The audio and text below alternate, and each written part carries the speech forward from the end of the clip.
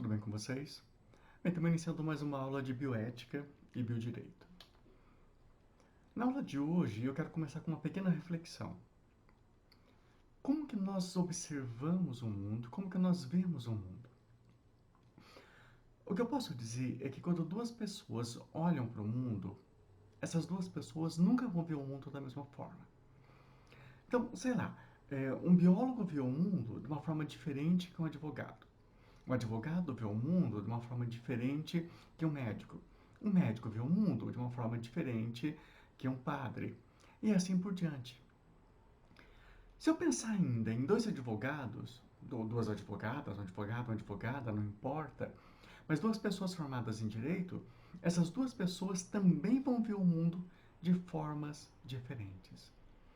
Então essas lentes culturais, essas lentes que permitem com que eu veja o mundo, elas são individuais. Então nunca vão existir duas pessoas que vejam o mundo exatamente da mesma forma. O Torres dizia pra gente, deixa eu até colocar aqui um apontador só para facilitar. O Torres dizia pra gente que a visão de mundo ela é uma janela conceitual. Ou seja, a visão de mundo que eu tenho, ela só pode ser compreendida a partir de uma lente cultural. Então, o que seria essa lente cultural que nós vemos o mundo? Essa lente cultural é tudo aquilo que foi utilizado para a minha formação.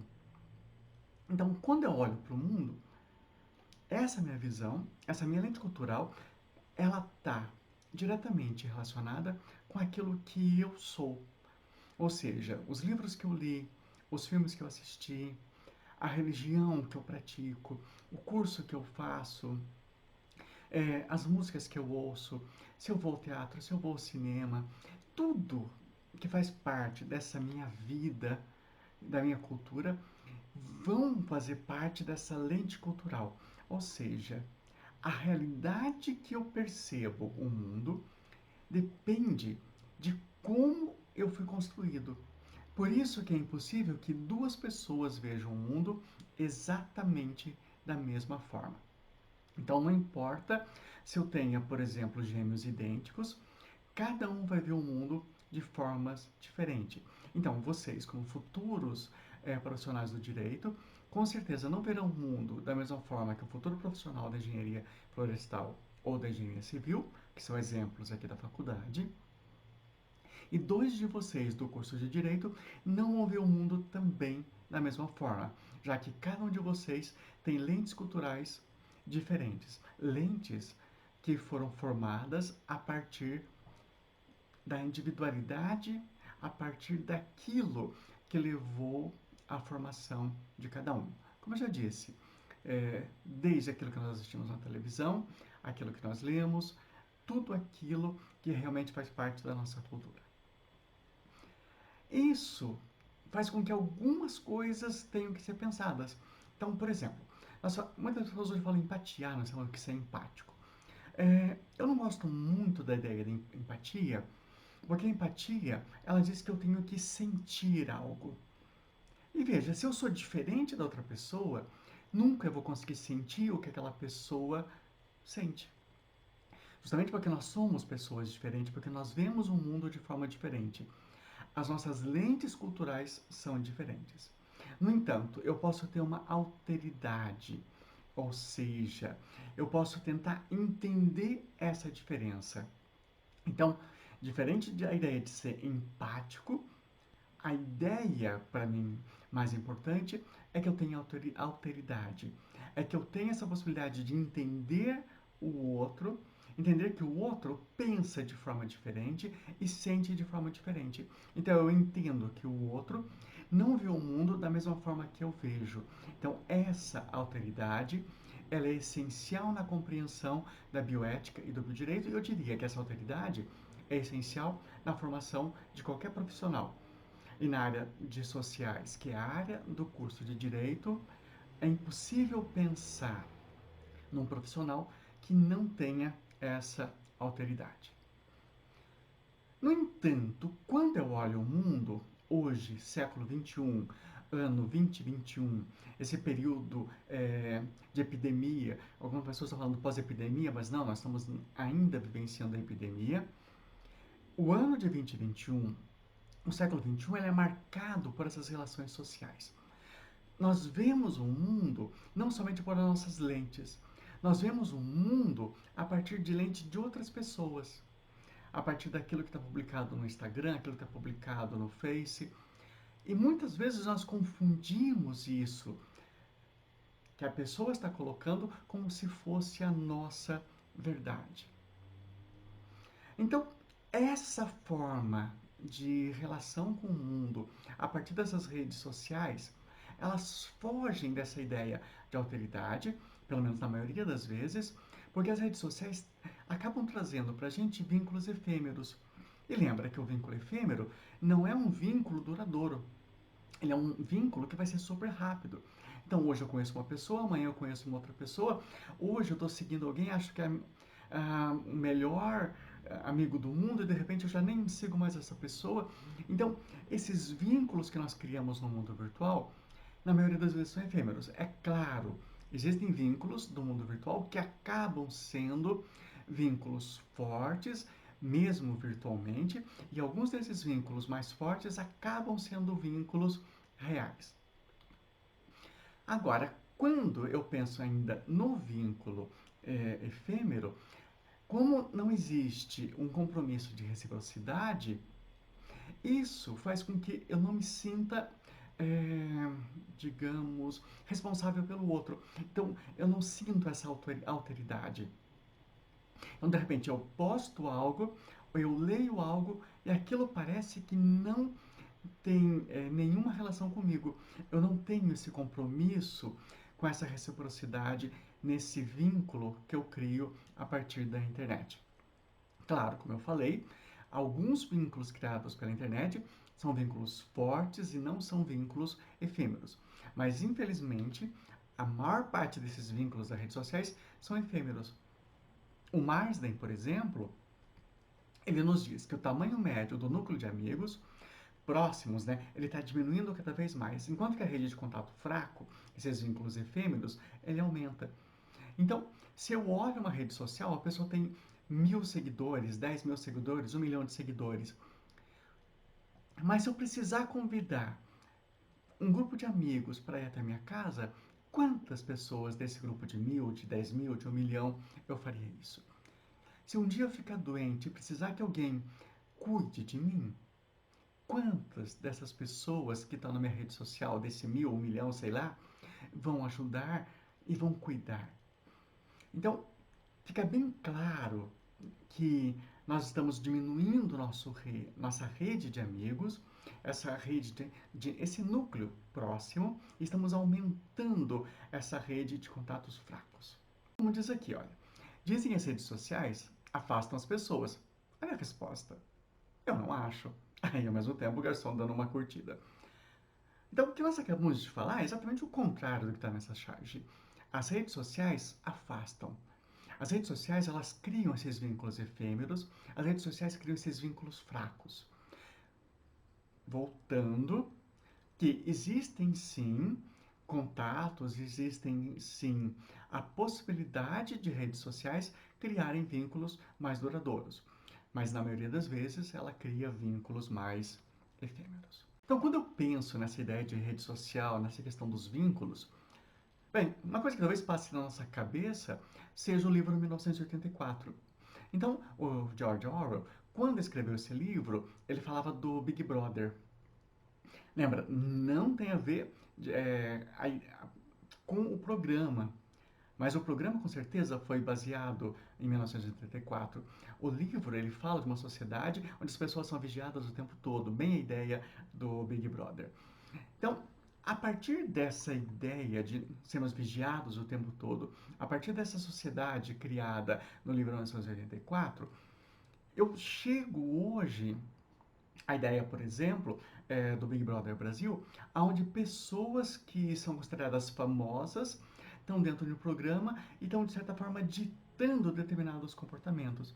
Então, esses famosos das redes sociais, não somente que estão no Big Brother, dentro daquela ideia do Orwell, mas que estão nas nossas redes sociais, no Insta, no Face, em qualquer lugar, elas vão estar atuando, vão se transformar em autoridades morais, autoridades científicas, políticas, elas vão nos dizer aquilo que nós devemos fazer. Então, mais do que de repente o cientista, mais do que você ter uma expertise em um determinado conhecimento, a fama vai ser mais importante.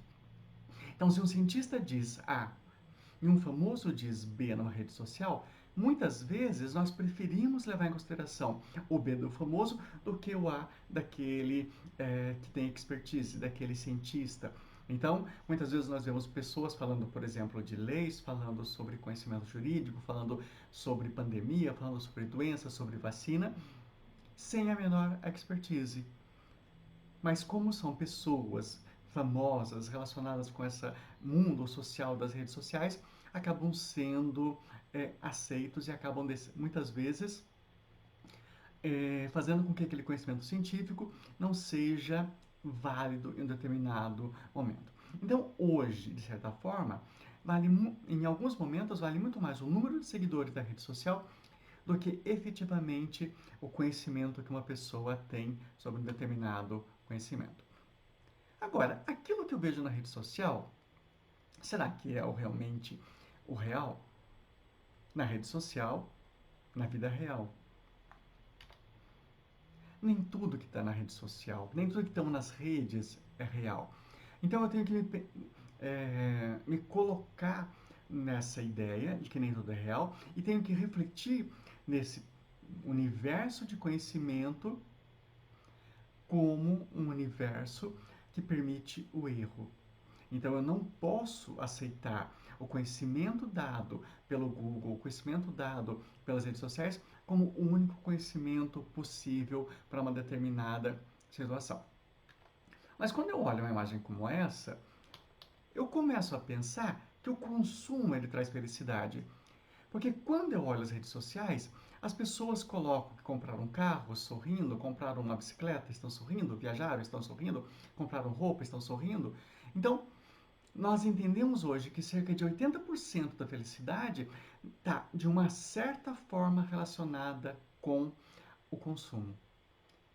Bem, eu posso me perguntar, o consumo realmente traz felicidade?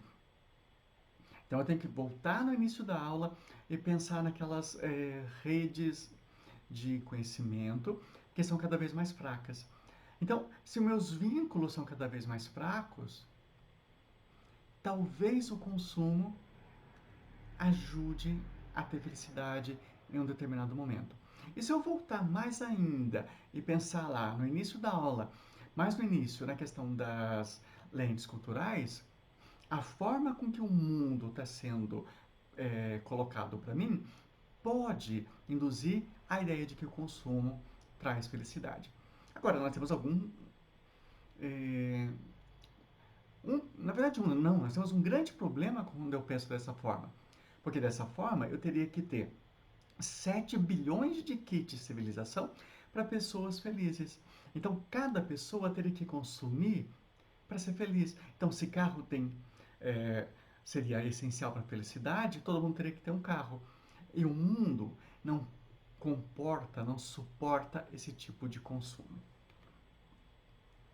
Então, se eu estou pensando dessa forma, eu tenho que pensar que eu tenho que mudar a minha cultura. E toda mudança cultural, toda mudança no mundo, começa por essa mudança cultural. Então, se eu não mudo a minha cultura, se eu não mudo meus hábitos, eu também não mudo o mundo. Então, para mudar o mundo, eu tenho que mudar a minha cultura. E para mudar a minha cultura, eu tenho que mudar as lentes com as quais eu vejo o mundo. E como eu faço isso? Lendo, estudando, conversando, viajando, assistindo filmes, participando de congressos, criando uma visão cada vez mais crítica sobre o mundo. Eu tenho que ter a possibilidade de entender o mundo de uma forma cada vez mais crítica. Então, eu tenho que observar essas minhas lentes culturais e tenho que ver como eu estou vendo o mundo. Será que eu estou vendo o mundo a partir de uma realidade mecanicista? A realidade mecanicista do mundo é aquele que tem a resposta certa. Então, para tudo tem uma resposta certa. Ah, não, mas faz isso. Ah, não, faz aquilo. O mundo é tudo dividido em partes e o pensamento é linear. A pessoa A diz para a pessoa B como ela tem que agir. Então, essa é a realidade mecanicista. E se eu não dou a resposta certa, eu estou errado. Então, eu não tenho a possibilidade de debater. Essa realidade, infelizmente, é uma realidade muito próxima do que nós vemos hoje na formação das pessoas. Uma outra lente cultural muito forte é a lente cultural da realidade econômica. Então, o que está certo não é a resposta que está certa, é a resposta que dá mais lucro. Então, enquanto nessa realidade mecanicista eu tenho uma resposta certa, na realidade econômica eu tenho uma resposta que dá mais lucro. Agora, vejam aqui que o pensamento continua linear, A falando para B. Então eu digo, consuma. A pessoa vai lá e compra. Então, o pensamento linear se mantém. É A falando para B. E B não pode interagir com A. Porque nessa realidade, da mesma forma que a realidade mecanicista, eu não permito que as pessoas façam essa troca. Uma lente cultural crítica poderia mudar isso. E essa lente cultural crítica, ela participa de uma realidade complexa. Então, percebam que até o formato do gráfico que eu coloquei aqui, ele é diferente. Ele não é todo certinho, todo redondo. Então, primeiro, eu não tenho mais uma resposta certa, eu tenho muitas respostas. Então, o problema na realidade, então, na mecanicista, para o problema A, eu vou ter uma resposta A. Esse mesmo problema, numa realidade econômica, eu vou ver, opa, o que, que dá mais lucro? E vou ter uma resposta. Numa realidade complexa, eu vou analisar esse problema. Depois eu vou descobrir que existe apenas uma resposta, por que não? Mas eu só vou ter certeza que existe uma única resposta depois que eu analisar isso de uma forma complexa, de uma forma cada vez mais integrada. Então veja que o pensamento deixa de ser o pensamento mecanicista, deixa de ser o pensamento voltado para o financeiro e passa a ser agora um pensamento complexo. Então não é A falando com B, é A falando com B, falando com C, com D. Mas ao mesmo tempo que o A fala com B, o B fala com A. O A fala com o D e o D fala com A. Então é uma realidade que eu permito que as pessoas dialoguem. Nessa realidade econômica, nessa realidade mecanicista, muitas vezes nós temos a falsa ideia de que nós estamos nos comunicando, que nós estamos dialogando. É o que nós chamamos hoje de monólogo coletivo. Eu falo, falo, falo, mas alguém depois dá a palavra final. Então dá a impressão que eu tive a possibilidade, que foi possível eu exprimir as minhas ideias e que as minhas ideias estão sendo aceitas. Mas não, eu só tenho as minhas ideias aceitas nessa realidade complexa. Então, A fala alguma coisa, eu ouço, retruco com A concorda ou discorda, fala novamente, e de repente eu não tenho muita certeza, procuro o C, volto para o B, volto para o A, e vou criando um pensamento complexo. Então, essa visão de mundo é uma visão de mundo que permite a incerteza. Essa visão de mundo mecanicista e essa visão de mundo econômica, ela não permite a incerteza. Então, eu preciso de uma realidade de mundo que eu possa ter incerteza, que eu possa errar.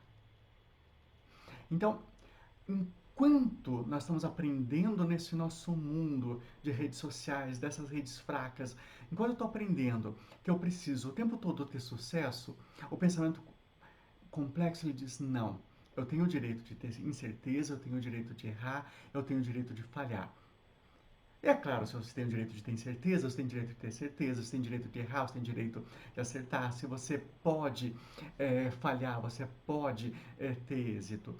Então, a possibilidade dessa complexidade é muito maior do que a possibilidade dada por um pensamento linear que é visto nesse pensamento mecanicista e nesse pensamento econômico.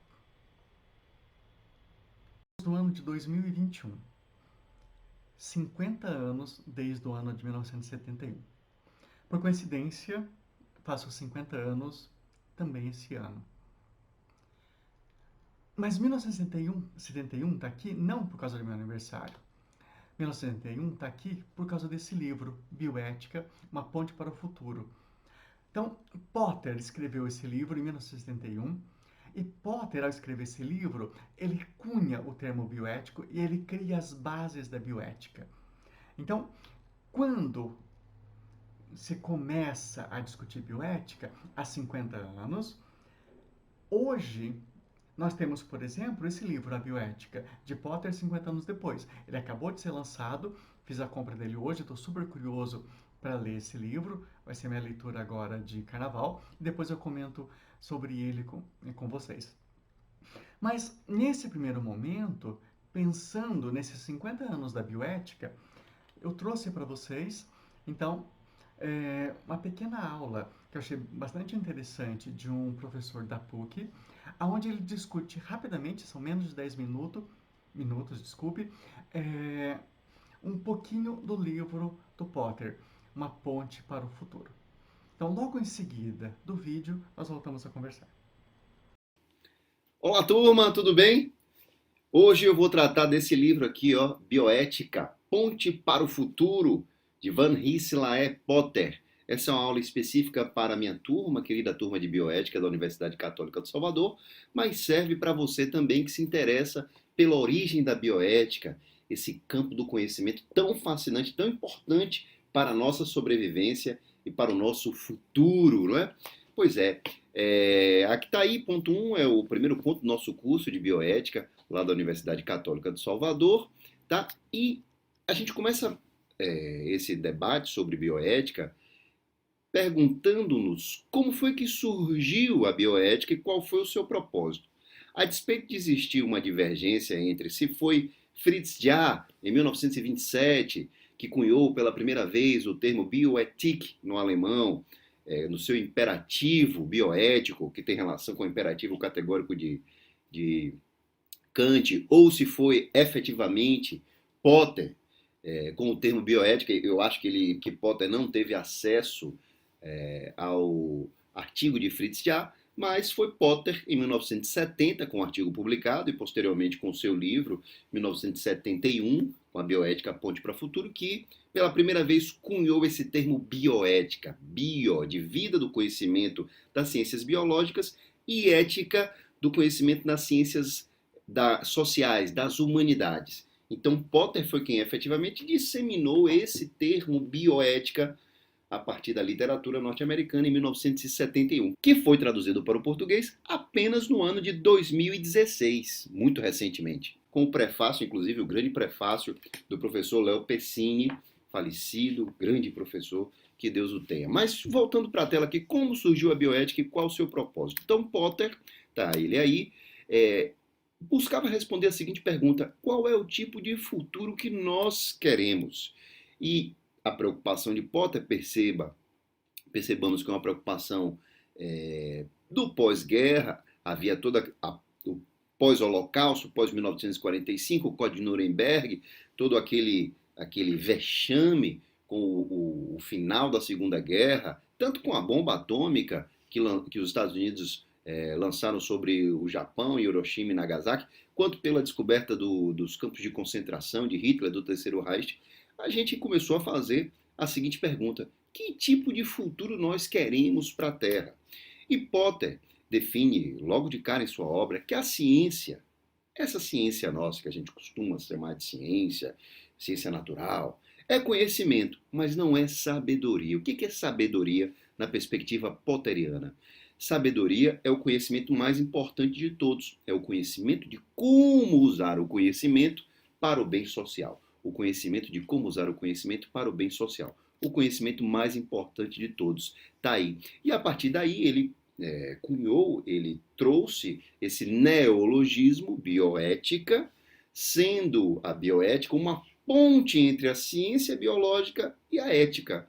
Ética é entendida no sentido de regras de conduta de uma determinada coletividade, no caso, a nossa coletividade, a humanidade. Então, a bioética seria essa ponte entre a ciência biológica, entre as ciências naturais, entre a medicina e as humanidades. e as ciências sociais. E outras coisas também, porque a bioética ela não é só interdisciplinar, ela é transdisciplinar.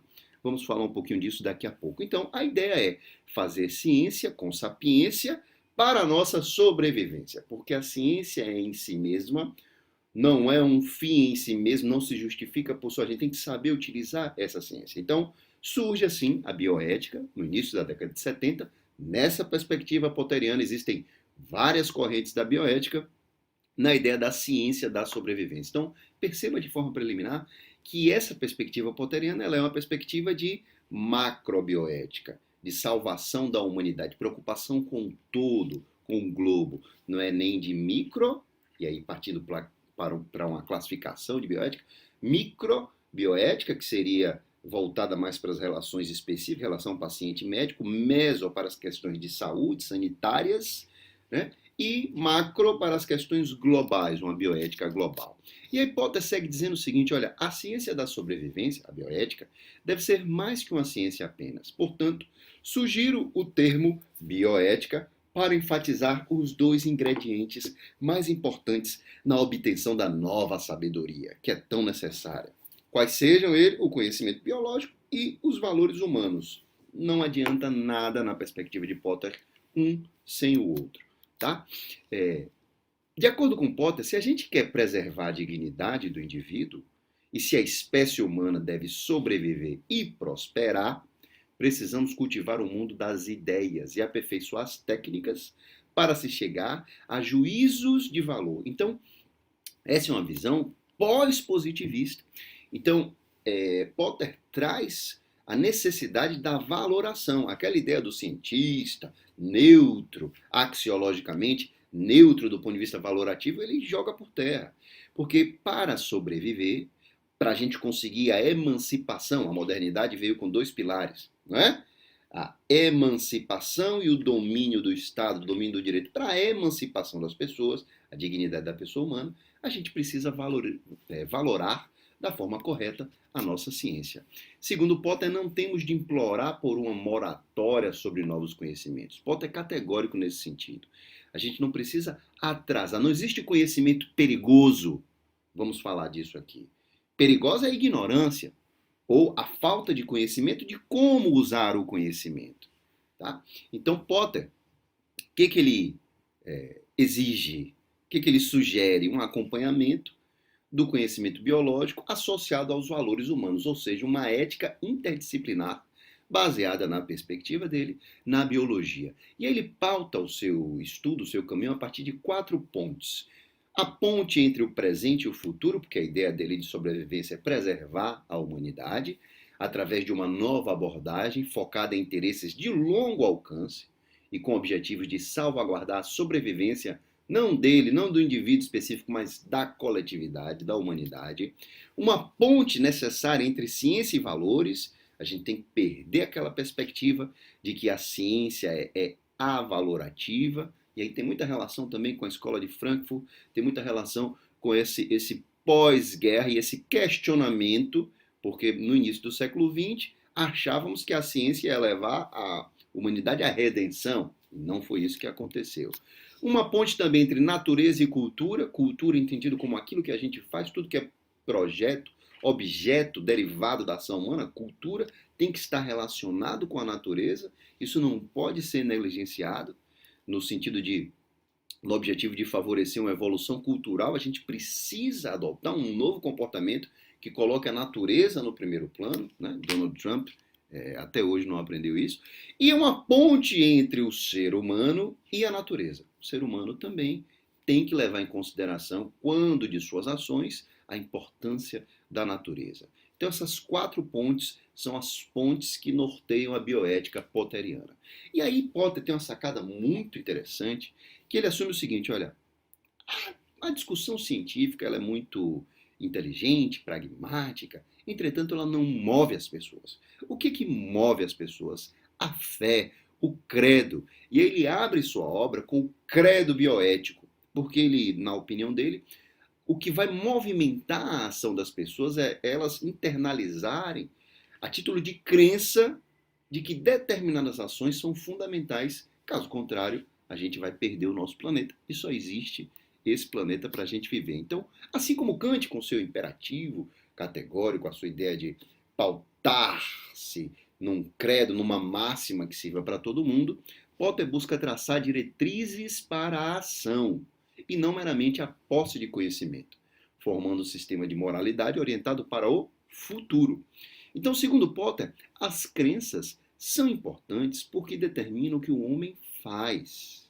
Elas fornecem impulsos emocionais que energizam tanto o aprendizado quanto a ação. Olha que bonito isso. As crenças são importantes porque determinam o que o homem faz. Elas fornecem os impulsos emocionais e a gente é movido pelas emoções. Né? Tá lá David Hume, diz isso, o Tratado da Natureza Humana, as emoções é que mandam. Então, que energizam tanto o aprendizado quanto a ação. Então, é preciso de um credo. E aí ele complementa dizendo que parece provável que essa bioética que ele está sugerindo, essa ciência da sobrevivência, seja possível apenas quando houver um sistema de crenças compatível com essa situação mundial. Na década de 70 tinha aquele boom populacional, ele estava preocupado também com o crescimento populacional, inclusive na placa do carro dele era, certa época, era zero crescimento populacional, zero crescimento da população mundial, abreviado. Mas enfim, não vou falar disso não. Eu quero falar dos credos de Potter. Credo número 1. Segundo Potter, ele escreveu, creio na necessidade de uma ação corretiva e imediata para melhorar este mundo assolado por crises. Qual o compromisso que ele assume a partir desse credo? Trabalharei com os outros, veja a interdisciplinariedade, para aperfeiçoar a formulação de minhas crenças, desenvolver credos adicionais e procurar um movimento mundial que torne possível a sobrevivência e o aprimoramento do desenvolvimento da espécie humana em harmonia com o meio ambiente natural e com toda a humanidade. Credo número 2. Potter aceita o fato de que a sobrevivência futura da humanidade, bem como o desenvolvimento da humanidade, tanto cultural quanto biologicamente, é fortemente condicionado pelas ações que realizamos no presente e planos que afetam o meio ambiente. Então, ali no final da década de 60, início da década de 70, é quando surge esse pensamento de que, opa, nossas ações hoje podem comprometer o nosso amanhã. E aí é nessa perspectiva que ele assume o compromisso de tentarei viver minha própria vida e tentarei influenciar a vida dos outros, de modo que promovam um mundo melhor para as futuras gerações. É uma preocupação com as futuras gerações. De alguma maneira a gente podia associar isso com a beneficência geral, coloquei aí entre parênteses, e tentarei evitar ações que coloquem em risco o futuro. É como se fosse uma não maleficência geral. Nós todos temos a obrigação de não fazer o mal ao outro. E isso compete também, e isso diz também respeito às gerações futuras. Muito importante. O terceiro credo de Potter, creio na singularidade de cada indivíduo e na sua necessidade instintiva de contribuir para o aprimoramento de alguma unidade mais ampla da sociedade, de forma que seja compatível em longo prazo com as necessidades da sociedade. Então, ele também critica essa questão das fronteiras, do nacionalismo, então uma forma mais ampla de se encarar a sociedade. Tá? Qual o compromisso? Segundo ele, tentarei ouvir o ponto de vista fundamentado dos outros. É a abertura para o diálogo, é a abertura para a escuta, o debate interdisciplinar, seja de uma minoria ou de uma maioria. E reconhecerei o papel do compromisso emocional, em relação com o credo, em produzir ação efetiva. Credo número 4, penúltimo credo. Algumas obras apresentam 5 credos e outras apresentam 7 credos no credo potteriano, mas como na obra brasileira, que é essa que eu tenho em mão, só tenho 5 credos, os 5 primeiros credos, eu só vou apresentar 5. Então, o penúltimo credo 4 diz que creio na inevitabilidade de algum sofrimento que deve resultar da desordem natural das criaturas biológicas e do mundo físico. Ele separa a desordem em 2 desordens, né? E o sofrimento em 2 sofrimentos. Um que é inevitável, e aí a gente não tem por que sofrer com esse sofrimento, essa desordem inevitável, o acaso da vida, as contingências, as vicissitudes da vida, e outras aquelas que a gente pode evitar. Né? Epicteto já dizia isso, né? A vida é formada por duas coisas. As que a gente pode evitar, dois tipos de problema, aqueles que a gente pode evitar e os que a gente não pode evitar. Então a gente deve se preocupar só com aqueles que a gente pode evitar. E seguindo o Potter aí com seu quarto credo, não creio, não aceito passivamente o sofrimento que resulta da desumanidade do homem. Então, tem um sofrimento que é natural, as pessoas ficam doentes, as pessoas têm. São esses os aspectos contingentes da vida que a gente não controla. Né? O acaso, que algumas acham que é destino, mas na opinião dele é o acaso da vida. Essas questões não têm como serem evitadas, mas o sofrimento gerado pela própria desumanidade, aí esse busca combater. Qual o compromisso dele? Enfrentarei meus próprios problemas com dignidade e coragem. Assistirei aos outros na sua aflição e trabalharei com o objetivo de eliminar todo o sofrimento desnecessário da humanidade. Então veja, a bioética, em seu nascimento, ela surge para eliminar o sofrimento da sociedade nessa perspectiva potteriana. Qual o sofrimento? O sofrimento evitável, o sofrimento decorrente da desumanidade. E o último e quinto credo bioético, Potter diz o seguinte: creio na finalidade da morte como uma parte necessária da vida. Veja que no último credo ele subverte essa concepção que a gente tem da morte. Né? Não devemos morrer, nunca vamos evitar a morte a todo custo. Ele, não, peraí, a morte é importante, o processo de renovação é importante.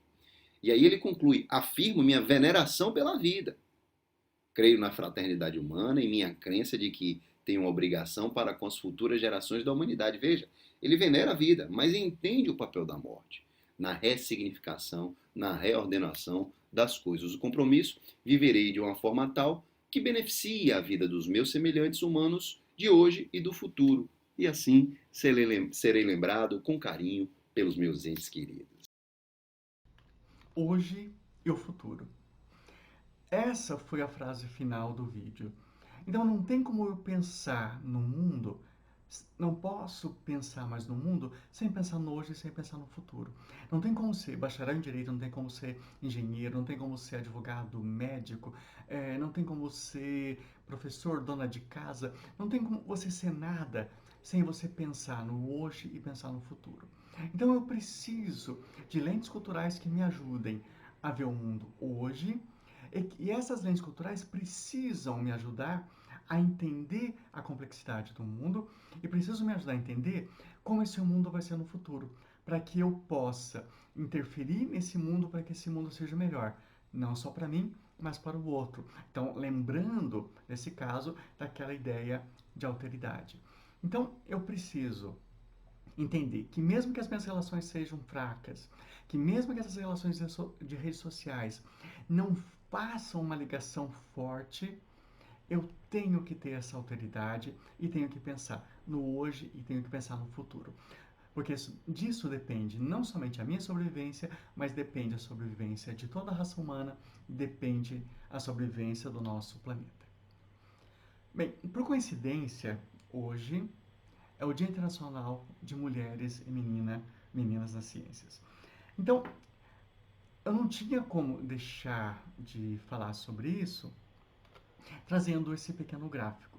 Então, nós temos aqui, olha, o número de cientistas, então, homens e mulheres, em algumas áreas. Olha, ciências agrárias, ciências exatas, ciências sociais, engenharias. Percebam que essas áreas, elas são dominadas por homens. Linguística, letras e artes, veja, é uma das poucas áreas onde as mulheres estão dominando. Se eu for aqui para a área de ciências sociais, que é onde está o curso de direito, veja que ainda a maioria das pessoas, a maioria dos cientistas, a maioria dos pesquisadores dentro da área são ainda homens. Então, se eu começar a pensar, quais são os livros de direito que eu li até agora, escritos por homens, escritos por mulheres? Vocês vão perceber que a maior parte dos autores que nós utilizamos são autores masculinos. Então fica um convite para que a gente reflita sobre esse dia 11 de 2, né, o dia de mulheres e meninas nas ciências, e você possa, de repente, dizer uma frase como essa: esqueça a princesa, eu quero ser uma cientista. Então, as mulheres podem, sim, se desejarem, serem uma cientista. Agora, se você, como mulher, preferir ser uma princesa, seja uma princesa. Então, a partir de toda essa reflexão, fica agora o convite para que você interaja com o nosso fórum. Lembra que o nosso fórum ele faz parte da atividade avaliativa de vocês, que são aqueles 3 pontos. Então, falando um pouquinho sobre como o curso de Direito pode atuar formando uma ponte para o futuro. É isso, pessoal. Continue se cuidando. Nós temos ainda uma pandemia a enfrentar. Nós temos ainda pelo menos um ano, talvez 2 anos, enfrentando essa pandemia. Então, mesmo com retorno de aula, mesmo com vacina, nós temos ainda bastante tempo até que as coisas retornem ao que se chamam de normalidade. Então, se cuidem e nos vemos em breve. Até mais.